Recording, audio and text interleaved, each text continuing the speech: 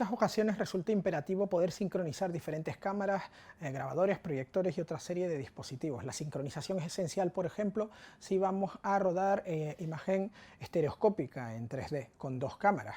Es necesario, absolutamente, y también es muy importante, por ejemplo, cuando hacemos un trabajo multicámara en broadcast. Hay que conseguir que esa sincronización sea perfecta para que desde la mesa de realización se pueda cambiar sin problema de una cámara a otra y mantener siempre mismos códigos de tiempo y bueno, pues mantener, ya digo, la misma unidad de escena. El Gen-Lock, que es el acrónimo, bueno, en realidad el diminutivo de Generator Locking, es el protocolo que más se utiliza para sincronizar cámaras, y ya hemos hablado de él en capítulos anteriores cuando hablamos de los códigos de tiempo. Es útil tanto para utilizar un dispositivo externo que sincronice todas las cámaras, y no solo por los códigos de tiempo, sino también por la fase de la señal, es decir, que las enfase, y también es muy práctico cuando hay que sincronizar dos cámaras y mantener una con el código de tiempo y la fase maestra y la otra como esclava. Cuando un número indefinido de unidades de cámara están unidas por este dispositivo, se dice que están genloqueadas. Sí, somos conscientes de la aberración lingüística, pero es lo que hay. La salva de negros es un generador de vídeo analógico compuesto por pulsos horizontales y verticales de sincronismo, y además por otra salva de crominancia, que lo que hace es transmitir directamente la información de color sin imagen.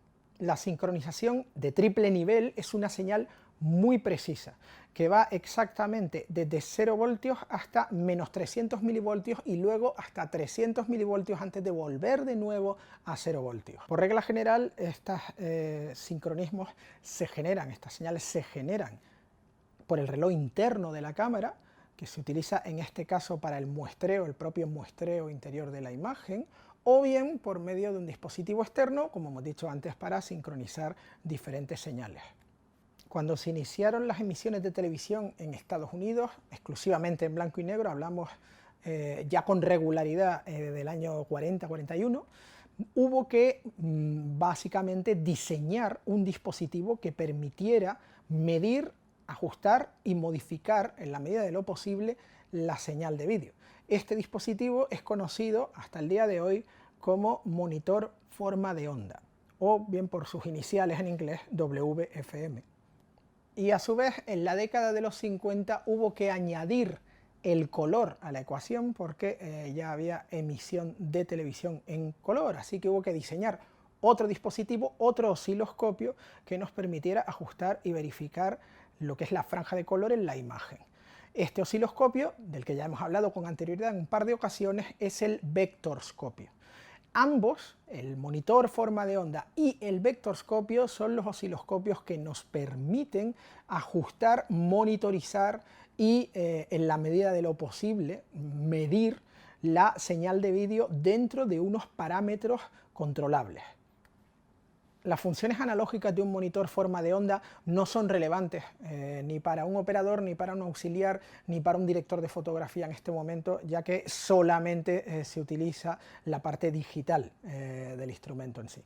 Pero hay que tener presente qué significan esos valores para que sepamos interpretarlos cuando vemos las marcas en la pantalla. Las marcas más prominentes son aquellas horizontales que van desde 100 en la parte superior a menos 50 en la parte inferior. Destaca el grosor de la línea de subdivisión, que hay aproximadamente a 1/3 de la escala si empezamos por debajo. Es el equivalente al valor de 0. La señal de vídeo realmente solamente está entre el valor de 0 y el 100, y todo lo que hay de 0 hacia abajo se utilizaba en la transmisión y en el ajuste analógico para las señales de pulsos de sincronización de los que hemos hablado hace un momento. Todos estos pasos son subdivisiones de la amplitud total de la señal. La amplitud total de la señal sería de 1 voltio, y cada una de estas unidades se llama grados IRE o IRE, que eran las iniciales del Instituto de Ingenieros Radioeléctricos estadounidense, que fue quien diseñó esto y que luego pasaría a cambiarse de nombre por el IEEE, Ya sé que suena ridículo, pero es así. Pues bien, estos señores subdividieron la señal, subdividieron la amplitud de 1 voltio en unidades de aproximadamente 7,12 milivoltios, para quien sea muy friki y quiera saber esto, entre 7,2 y 7,14 milivoltios, y los llamaron grados IRE. Son los que determinan, insisto, de 0 a 100 la señal de vídeo y por debajo, en negativo, los pulsos de sincronismo en la transmisión analógica del estándar profesional de televisión en aquel momento. Si bien en la señal analógica los negros estaban situados habitualmente a 7,5 grados IRE, en la actualidad en la señal digital los negros pueden llegar a 0 sin ningún problema. Y en la parte superior hay 2 subdivisiones, podéis ver, equivalentes a el grado 120 y el grado 150. En la práctica, el nivel superior en digital suele estar en 108 o 109 grados IRE, que es a lo que podemos aspirar para medir la señal digital procedente de una cámara. Por supuesto, las cámaras de cine digital actuales son capaces de llegar mucho más allá con su latitud, pero el instrumento solo mide hasta ahí. De manera que ya digo, tenemos 108, 109%, dependiendo del modelo, es lo que nos va a marcar en la parte alta de la imagen. Esta parte más alta de la imagen no se corresponde con el blanco, se corresponde con lo que hemos llamado en capítulos anteriores los super blancos. El blanco soldría estar entre 75 y 80, 85 IRI en realidad, y a partir de ahí tendríamos los super blancos, estas unidades que van mucho más allá, que son, corresponden con detalles en la imagen muy puntuales que no afectan a la totalidad de la latitud de la imagen, no son un cielo completamente quemado, sino que es a lo mejor una chapa cromada que brilla en una esquina y no hay detalle en esa chapa, pero que forma parte por sí misma del detalle de la imagen y está por encima de ese nivel de blanco, y que con las cámaras actuales puede seguir teniendo detalle, y si no lo tiene, de todos modos, al ser un punto específico, se sigue considerando a efectos prácticos detalle. Nadie va a hacer un etalonaje de un reflejo de cromo en una imagen para que no queme ese blanco y que eso tenga como consecuencia que el resto de la imagen quede subexpuesta. Así que evidentemente sigue siendo detalle y es importante que figure en la medida de lo posible en el monitor forma de onda, que es el instrumento que tenemos para valorarlo. Para calibrar perfectamente bien nuestros sistemas de captación con un monitor forma de onda, lo ideal es utilizar una carta de color, como esta que veis aquí, que tenga un índice cruzado de escalas de grises, de 11 pasos cada una.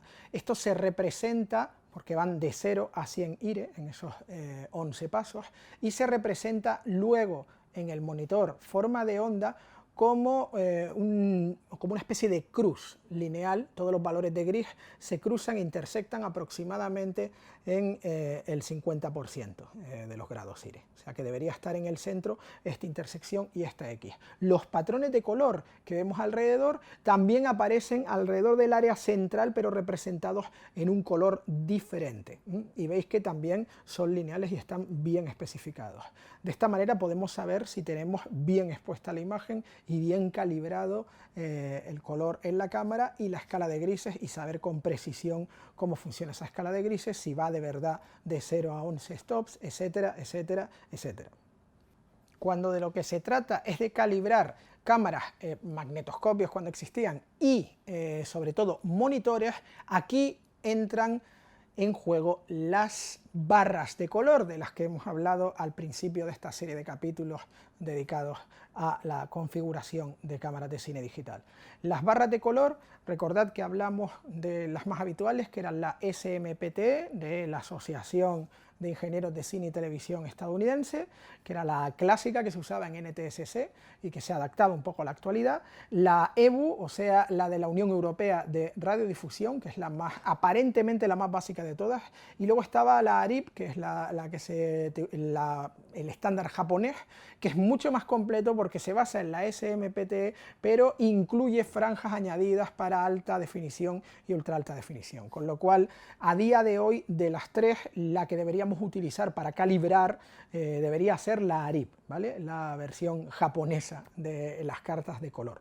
Pues bien, ya digo, utilizando esto y recordando lo que hablábamos de el significado de cada parche, y sobre todo la parte de los parches en negro y en gris que representaban el plush, pues bien, esa parte quedaría como veis aquí en la imagen, representada si estuviera calibrada correctamente. Como veis, hay una escala perfecta y cada cosa está en su sitio. Es muy fácil igualar de esta manera distintas cámaras y sobre todo ajustar los monitores con respecto a esas cámaras.